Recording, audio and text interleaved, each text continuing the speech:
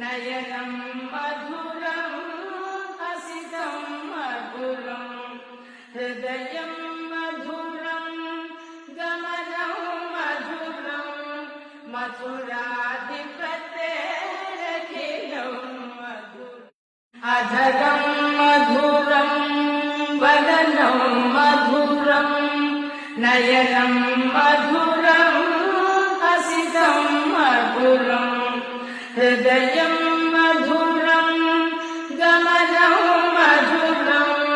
मथुराधिपतेरखिलं मधुरम् अधरं मधुरं वदनं मधुरं नयनं मधुरं